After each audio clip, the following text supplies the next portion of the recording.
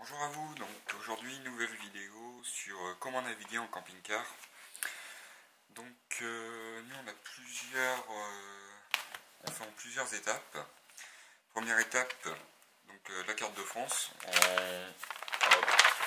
Donc suivant notre point de départ, on regarde les grandes villes et ensuite la ville de destination. Je relève le nom de toutes ces grandes villes par lesquelles on doit passer ou on veut s'arrêter. Et ensuite, on navigue avec l'Atlas qui est là, qui est en fait beaucoup plus détaillé qu'une carte de France. Donc voilà, si je prends exemple, on va prendre l'exemple ici. Donc, vous voyez, mettons sur la Bolle ou la Turballe, je note en même temps le prix des airs, s'il y a l'électricité, pas l'électricité, le prix du plein d'eau, s'il faut prendre les vélos, si on capte la télé, la 3G, voilà. Donc ça c'est vraiment les aires qui sont sympas où je note. Celles qui sont pas terribles, je l'écris aussi, après c'est suivant notre choix, hein, suivant l'endroit où on se trouve. Comme nous on n'est pas très loin de la mer, voilà, sur la côte atlantique, on s'arrange à noter tout ça dessus aussi. Et voilà, c'est beaucoup plus détaillé. Si on veut éviter Nantes par exemple, voilà, on sait par où passer, quel village, pour vraiment bien naviguer et pas faire d'erreur, ni se retrouver dans les bouchons, dans les galères. Donc voilà pour le papier, format papier. Ensuite, par les applications. Donc celle que j'utilise souvent c'est Waze. Donc Waze, elle est super pour naviguer en véhicule sur les grandes routes. Donc après vous avez des paramètres si vous voulez éviter les routes à péage ou pas. Donc ça c'est franchement l'application qui est branchée tout le temps dans le camping-car. Donc voilà, on va faire un exemple. Si on veut naviguer sur, on va faire Pornic. Voilà, il est là, donc Pornic.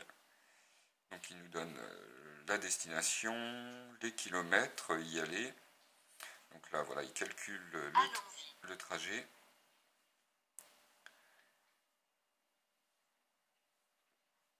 Il va vous donner les radars aussi sur la route, enfin les zones à risque. Il vous donne donc tout le trajet, s'il y a des accidents, si voilà, on a vu des points d'exclamation sur la route, ça veut dire qu'il y a un souci. Ça peut être un animal errant sur la route ou voilà, ça peut être de tout, hein, quelqu'un qui a perdu un bagage. Donc hop, voilà, on peut diminuer, enfin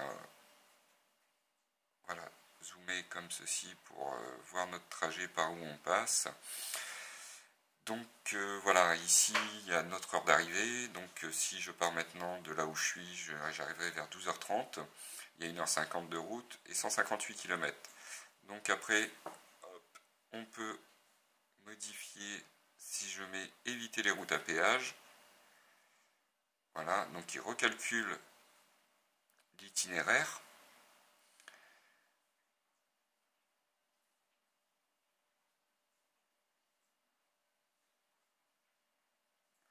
Charge, c'est un petit peu long.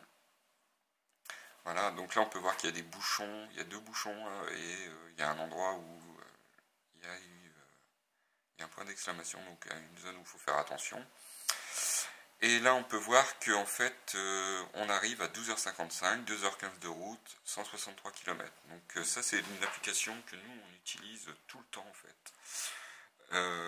Après ça arrive qu'on dévie, on prend l'Atlas.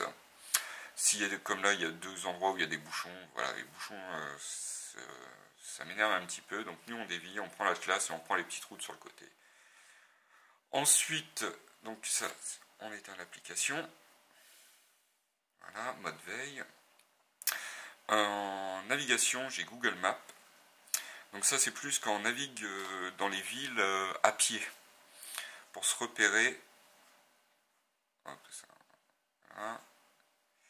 parce qu'elle est beaucoup plus détaillée. On peut lui dire aussi si on est à pied, en vélo, donc il trouvera vraiment toujours une petite route à vous emmener.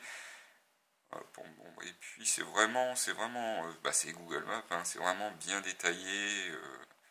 Donc voilà, c'est l'application où on se sert vraiment plus quand on est à pied. Et ensuite, donc il y a Park Fortnite, donc Parc P-A-R-K, le chiffre 4 et Night pour nuit. Et ça, c'est une application où on se sert pour en fait trouver des aires de camping-car. Donc vous avez toutes les aires de camping-car, là voilà, j'ai mis autour de moi. Donc si vous êtes dans un coin et que vous en avez marre de rouler, vous allez sur cette application là qui est super bien en fait. Vous voyez comme ici, hop, voilà, là on voit bien. Là attention, les camping-cars de 3,50 m, au-dessus ça passe pas. Donc un camping-car de 3,80 m, il passera pas à cette aire. On va cliquer sur cette aire. Comme ça, donc c'est marqué air avec 6 places payants avant 19 h, possibilité de courant, vidange sur le côté. Vous avez les localisations GPS, l'adresse de cette aire, les détails, les photos des gens, parce que vous pouvez aussi rajouter des photos de cette aire. Celle que je préfère, voilà, c'est celle de Briolet. J'ai déjà fait une vidéo là-dessus. Et vous avez donc le guidage GPS par Google Maps si vous voulez y aller. Vous avez les commentaires des gens. Et ça, je trouve que c'est indispensable en camping-car si vous n'avez vraiment pas de destination attitrée. Pour moi, c'est l'application la plus au top. Parce qu'en fait, j'essaye de voir si on peut aller sur le commentaire qu'il y a déjà. Donc voilà, le commentaire est ici, bel endroit, paisible, voilà. Ça c'est l'aire de Briolet qui est gratuite. Donc oui, franchement c'est le top, je trouve. Après voilà, il y a tout le menu des réglages. C'est le top pour naviguer en camping-car. Parce que vous avez la carte de France et puis hop, on va faire un hop, voilà, je sais pas où on est. On actualise et il trouve voilà, les aires de camping-car. Vous cliquez là et il va vous détailler toutes normalement.